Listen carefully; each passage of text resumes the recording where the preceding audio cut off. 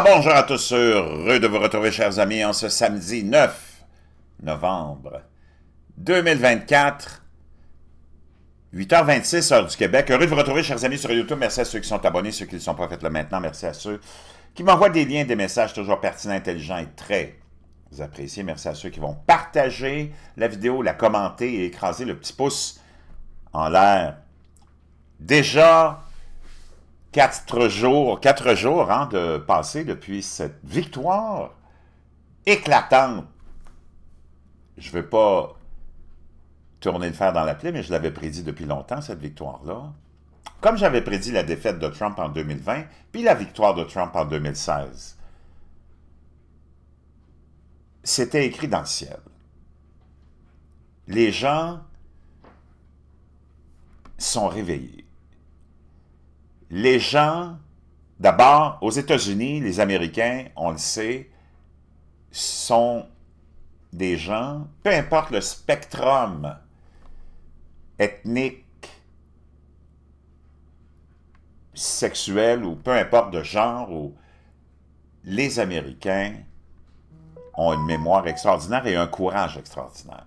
Et n'ont pas peur d'être étiquetés de quelque logo que ce soit par les médias, le complexe médiatique, et l'élite, médiocre et stupide. Les Américains, dans ce message qu'on a envoyé à l'élite, parce qu'il y a plusieurs messages dans le vote du 5 novembre dernier, le plus important, puis on semble l'oublier, puis il n'y a personne qui veut revenir là-dessus, c'est la pandémie. Il ne faut pas oublier que Donald Trump s'est fait battre en 2020, juste au début de cette éclosion de cette pandémie. Et c'est l'administration Biden-Harris qui a donné l'espèce de voie à suivre pour l'Occident pour faire face à cette maladie. En passant par les confinements, la fermeture de l'économie, la destruction de l'économie, la destruction de millions d'emplois, de centaines de milliers de petites entreprises qui s'en sont jamais remises. L'impression de trilliards et quadrilliards de dollars pour donner aux riches et donner des miettes aux pauvres pour infliger une inflation historique sur l'ensemble du monde, mais plus spécifiquement sur l'Occident.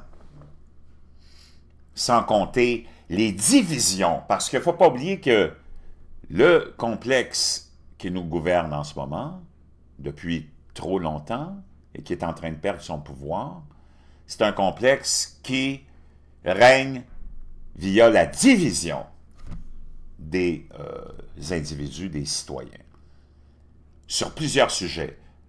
Barack Obama a été celui à qui on a donné la mission, et c'est très important de comprendre ce que je vais vous expliquer. On a donné à Barack Obama la mission. D'abord, il ne faut pas que tu oublies que Barack Obama, tu peux aller sur toutes les plateformes, faire tes recherches, c'est le cousin au 9e degré de George W. Bush. OK? Il n'y a personne de cette élite-là qui vient d'un champ de patates. OK? Si je te fais un résumé, la mère de Barack Obama, moi je ne comprends pas que je parle à plusieurs personnes qui ne savent même pas que la mère d'Obama, c'est une blanche. Anne Dunham, qui descend de Sam Hinckley, qui était au 17e siècle ou à peu près une personne très influente dans l'Église anglicane à cause des conflits qu'il y a eu là-bas, s'est sauvée parmi le flot d'immigrants qui s'en allaient vers les États-Unis ou vers l'Amérique. S'est installé et je pense que c'est au Connecticut, au New Jersey, New Hampshire, dans un de ces États-là, est devenu tout de suite une personne très influente de ce patelin-là, et de sa descendance. Puis tu peux aller sur Google, c'est pas une fake news, là. OK? Et même le New York Times en a parlé légèrement, mais on ne veut pas trop en parler parce qu'on ne veut pas éveiller le monde au fait que tous ceux qui le gouvernent, c'est tout du monde qui sont probablement, la plupart du temps, liés par le sang, et c'est toujours la même élite qui te contrôle. C'est le cousin au 9e degré de la famille Bush, même de Brad Pitt et de Dick Cheney. Donc, Barack Obama, on lui a donné la mission suivante de relancer le débat de la guerre identitaire, de la politique identitaire et raciale surtout. C'est lui qui a ramené le débat et la division raciale aux États-Unis. En tant que président américain, c'est lui qui a enflammé la politique identitaire. Et ça a payé un bout de temps pour les démocrates et les globalistes, mais maintenant, ce feu-là est presque éteint. Parce que c'est difficile de faire croire à la majorité de la population que les États-Unis, le monde occidental est un monde méchant, raciste, xénophobe, homophobe, et j'en passe, quand tout le monde veut s'en aller vivre là. Quand tu as des millions et des millions et des millions et des millions d'individus à travers le monde qui mettent leur vie en péril pour aller vivre en Occident et aux États-Unis plus spécifiquement. Maintenant, on met ça de côté. Les Américains ont envoyé le message qu'on ne leur pardonne pas ce qu'on nous a fait souffrir et infliger pendant la pandémie. Il n'y a personne qui parle de ça parce qu'on ne veut jamais parler des vraies affaires. Tu le sais. Mais ça a été un des motifs majeurs qui a motivé les Américains à aller voter pour Donald Trump. Il ne faut pas que tu oublies qu'on nous a ruinés on nous a contrôlé, imposé un couvre-feu c'est hallucinant ce qu'on a vécu. Sans oublier la quantité de gens aux États-Unis et au Canada et en France qui ont perdu leur emploi parce qu'ils refusaient le traitement qu'on nous voulait nous imposer. Sans compter les passeports qu'on nous a imposés pour sortir, pour aller magasiner, pour aller au cinéma pendant une bonne période de temps, jusqu'à ce qu'il y ait des mouvements comme celui des camionneurs au Canada qui ont commencé à faire plier le monde. Et l'élite, mais ils nous ont fait souffrir presque jusqu'en fin 2022, début 2023. Ça a été l'enfer. Ça a été aussi la destruction finale de la classe moyenne. J'espère que, peut-être que je t'apprends quelque chose, mais la classe moyenne en Occident n'existe plus. C'est une illusion. Quand on dit, tous ceux qui disent qu'on est en train de faire disparaître la classe moyenne, il n'y en a plus de classe moyenne. On est tous dans la catégorie des pauvres. C'est juste qu'on a l'illusion d'être encore dans la classe moyenne à cause du crédit. Moi, je me rappelle tout jeune, j'ai 62 ans, dans les années 70, c'était l'âge d'or de l'Amérique, c'était l'âge d'or de l'Occident. La classe moyenne vivait bien. La classe moyenne pouvait se payer un voyage cash. Moi, je me rappelle même, mon père payait une voiture à 5-6 000 $ neuve, cash. Ça, c'était la classe moyenne qui vivait bien, qui travaillait fort, mais qui pouvait... Puis il n'y avait pas d'endettement dans ce temps-là. Je ne sais même pas si mes parents avaient une carte de crédit. Là, tu peux parler d'une classe moyenne. Après ça, naturellement, on l'a vu s'effriter, cette classe moyenne-là, surtout quand les globalistes et les mondialistes ont commencé à prendre le contrôle de l'économie et à envoyer, en convainquant tout le monde que c'était une bonne chose d'envoyer toutes nos entreprises, tout notre secteur manufacturier en Chine, sous Bill Clinton. Puis t'entendais tout, parce que c'est toujours les mêmes idiots, les mêmes morons des médias puis du complexe médiatique qui endoctrinent la population. Et c'est ces mêmes morons-là qui nous disaient que c'était une bonne chose, il fallait qu'on ouvre le marché à la Chine et au monde, puis il fallait qu'on envoie toute notre richesse puis nos emplois là-bas, que ça serait tellement bon pour nous. Comme ce serait tellement bon d'aller en guerre contre tout le monde, parce que la guerre, c'est tellement bon pour le complexe militaro-industriel. Rappelle-toi des armes de destruction massive de Saddam Hussein, de l'attaque sur Pearl Harbor, et ainsi de suite. Les menaces venant des talibans, et j'en passe et j'en passe. Le complexe médiatique te met toujours, et tu regardes tous ces experts-là, et tu te rends compte que c'est une bande de morons. Mais qu'on écoute ces gens-là, mais on ne les écoute plus. Mais on les a écoutés longtemps. Parce qu'ils sont riches et puissants. Maintenant, dans le message aussi que les Américains ont envoyé, Mais ça, c'était le majeur. On n'en parle pas, mais c'est ça, les Américains sont allés se venger. Ben, tu as toutes les autres questions aussi. L'inflation qu'on nous a infligée avec l'impression des quadrilliards de dollars pour donner aux riches, pendant que tout était en train de crever pendant cette pandémie-là. Ben, c'est une grosse taxe et un gros impôt, ça, l'inflation. Ça a ruiné totalement l'ensemble de la population. Et ça aussi, ça a été un autre message. Pendant que tes médias corrompus essayaient de te donner l'illusion puis de te dire que c'est toi qui étais dans le tort puis que tu vivais dans une bulle, que l'économie va bien, l'inflation sous contrôle. Tu le sens pas, mais ça va bien. Nous disent ces mêmes morons, mais qui sont riches et qui ne sont pas touchés par ça. Comprends-tu? C'est ça qui est important de comprendre aussi. C'est que ces gens-là te vendent du mensonge continuellement. Que ce soit au Québec, en France, aux États-Unis, dans le monde occidental, tes médias sont vraiment du type orwellien. Mais à un haut niveau, mais composé de morons ignorants.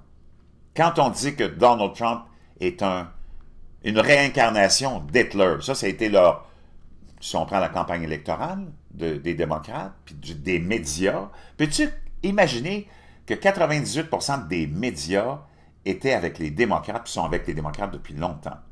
Ils font avancer l'agenda du globalisme, mondialisme, de l'urgence climatique, puis de l'agenda LGBTQ++. En ignorant même les préoccupations de leur propre base. Et là, ils sont en train de... C'est fou de les voir en train de jouer le jeu du blâme. Mais ça, j'y reviendrai parce que c'est pas vraiment important. Donc, quelqu'un qui est renseigné, peut-être qu'au début, tu es un peu ignorant, tu écoutes ces gens-là, ces morons, te dire que Donald Trump, c'est Hitler, et ça va être un dictateur. Tu as du monde renseigné qui sont en histoire, par exemple, puis qui vont voir dans leur livre d'histoire qui est Hitler. Puis Hitler, on sait c'est qui, puis on sait ce qu'il a fait. Comprends-tu? Donc, d'essayer de comparer Donald Trump à Hitler, c'est vraiment orwellien.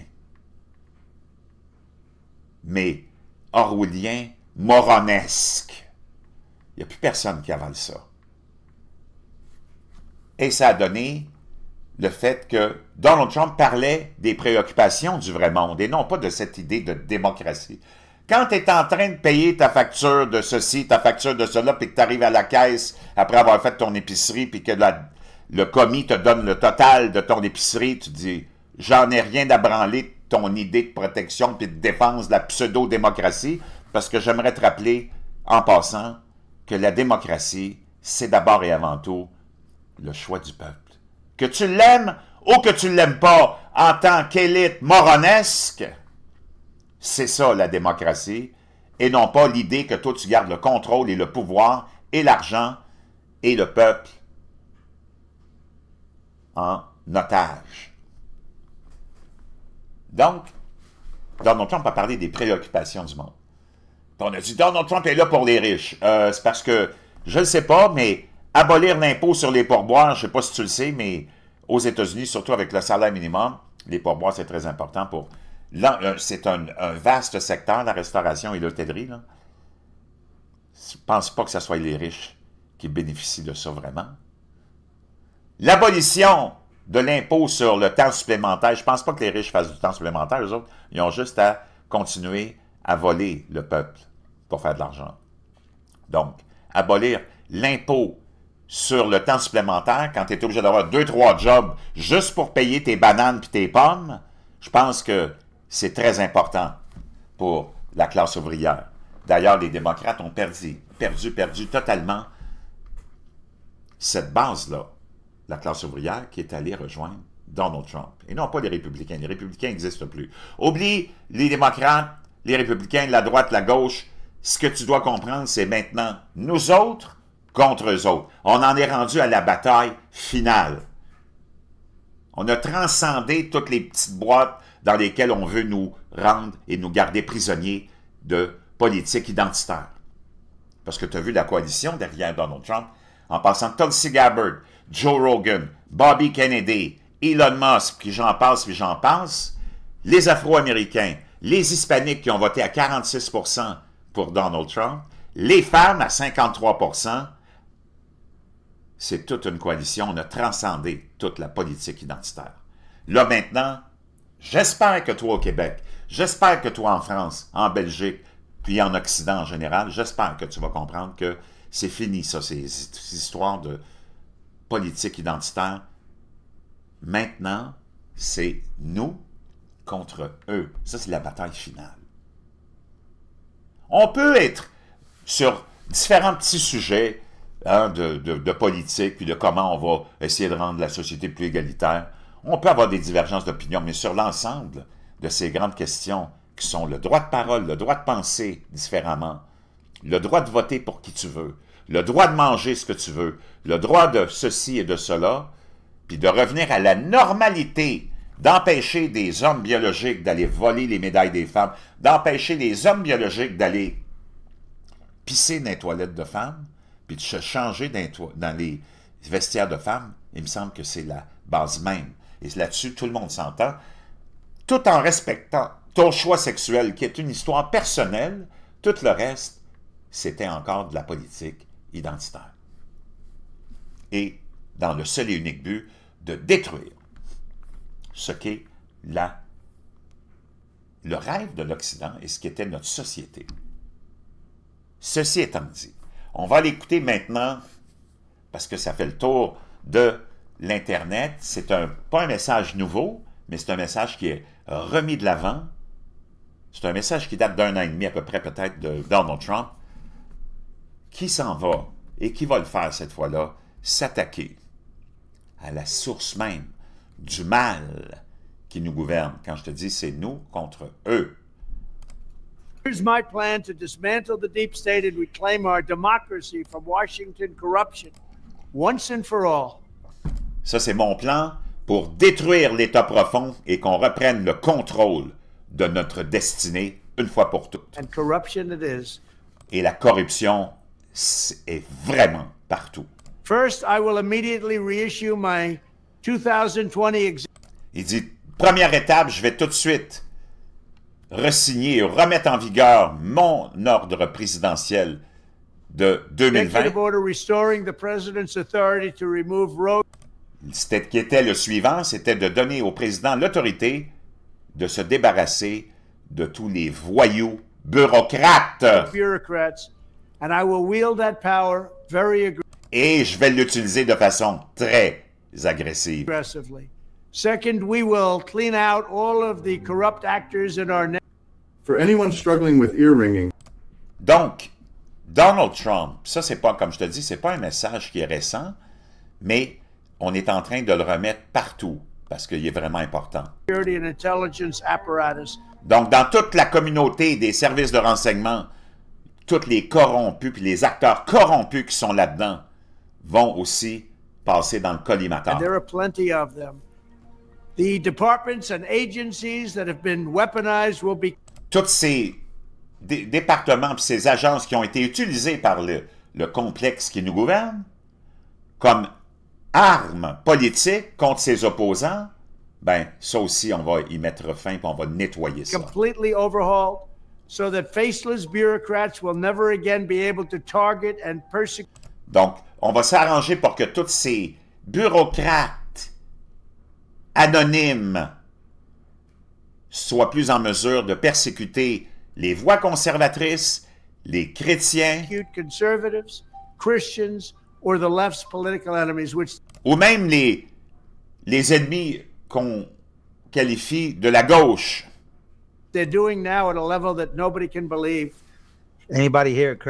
Donc, imagine-toi comment c'est quelque chose de vraiment très, très important. Je vais juste mettre sur pause en attendant qu'on reprenne. Mais ça, comme je te dis, ce n'est pas un message nouveau. C'est un message qui avait été fait par Trump il y a peut-être 1 an et demi ou 2. Mais très, très important de comprendre que la deuxième présidence, le deuxième mandat de Donald Trump ne sera pas comme son premier où il n'y avait pas d'expérience puis il s'est fait piéger par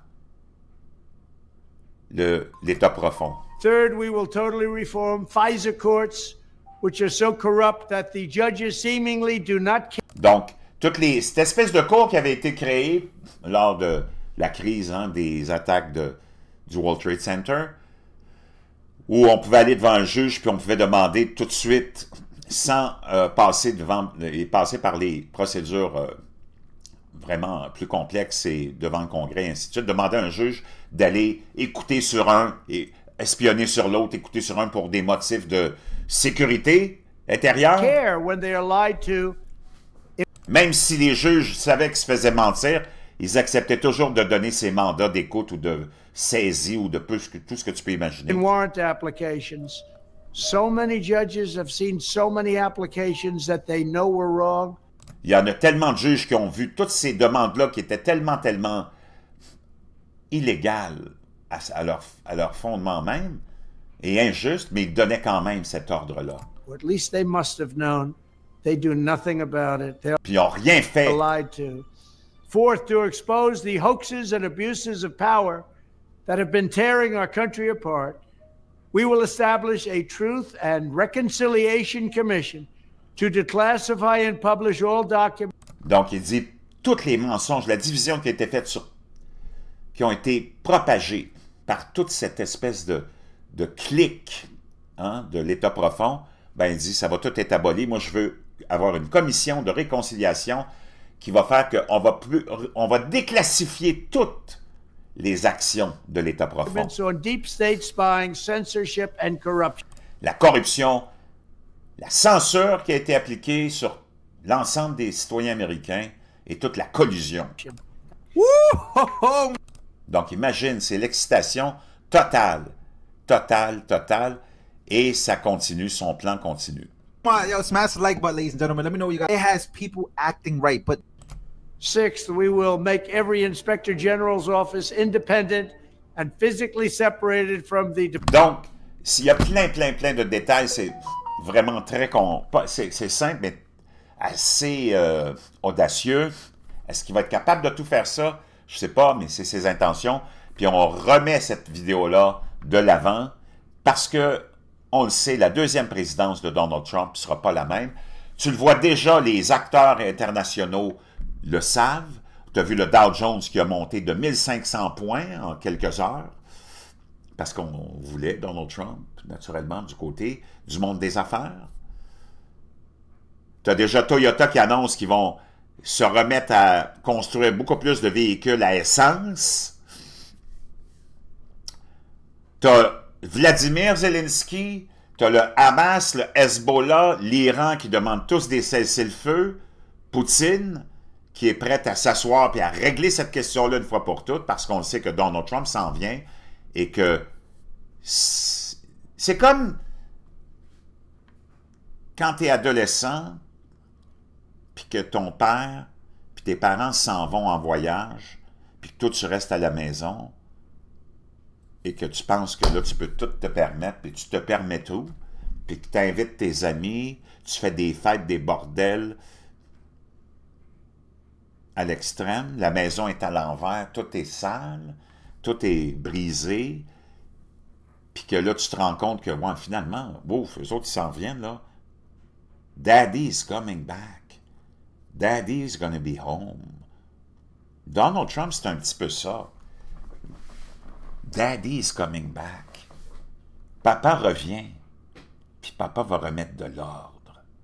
Puis papa va te donner des bons petits coups de pied dans le cul, parce que tu les mérites. Et là, on le voit, Donald Trump a dit, c'est très simple d'arrêter les conflits. Parce qu'il faut que tu comprennes que t'aimes Donald Trump ou pas, c'est pas vraiment important. Maintenant, là, c'est comme, wow, on en a, tu sais, tes petites crisettes de gauchistoïdes qui pensent que tu vas être emprisonné, que tu ne pourras plus avoir d'avortement, puis que c'est tout du délire, là. C'est pour les enfants ignorants, puis c'est pour la même bande de morons de l'élite que tu vois à la télévision. Là, eux autres sont... Il n'y a plus personne qui les écoute. OK? Ça, c'est pas important, tes petites crisettes de gauchistoïdes un peu. Tu sais, c'est comme... Ce qu'on a fait et ce que c'est devenu un petit peu, là, c'est qu'il n'y a plus vraiment... T'as plus de masculinité, t'as plus de gens dans cette communauté-là gauchistoïde qui ont une colonne vertébrale. C'est comme si on avait pris les testicules de tous ces gars-là, on les a mis dans un petit plat Tupperware, dans le frigidaire, à côté d'une petite boulette de hamburger faite au soya. Daddy is home, Daddy is back. Puis ça va se nettoyer ce bordel-là. Te rappelles-tu quand ton père arrivait et disait « Hey, qu'est-ce qui se passe ici? » Ben c'est ça. Donald Trump a dit « C'est bien facile d'arrêter les conflits. » Puis tout le monde se moquait de lui. On a juste à couper le financement. Tu vas voir que tout le monde va s'asseoir à la table. Puis c'est exactement ça qui est en train de se passer. Chers amis, je vais vous revenir avec plein d'autres choses, mais je voulais absolument vous partager un peu ce qui se passe puis qu'est-ce qui va se passer. Parce que c'est sûr que maintenant, tu es dans la bataille finale. C'est eux, les corrompus de l'Occident, qui ont exploité toutes les populations mondiales pendant trop longtemps. Et c'est nous maintenant qui sommes éveillés grâce aux Américains qui, levons-leur notre chapeau, encore une fois se sont levés pour nous éveiller au fait que l'ennemi, c'est pas Poutine, l'ennemi, c'est pas un tel, ni un tel, ni un tel, l'ennemi, c'est ton complexe politique, c'est ton complexe médiatique, c'est ton complexe financier, banquier et industriel. Ça va être intéressant. On vit une période fantastique, vraiment fantastique. Pas facile, mais en même temps, tellement, tellement unique, puis on est chanceux d'être là, parce qu'on va vivre quelque chose. Je peux te dire une chose, des 4 prochaines années, si tu aimais ça, aller dans les foires, comme disent les Européens, ou chez nous, si tu aimes ça aller à la ronde, mon chum, ben là, tu as toute une passe, mon chum, une passe saisonnière de 4 ans, les montagnes russes, les sensations fortes.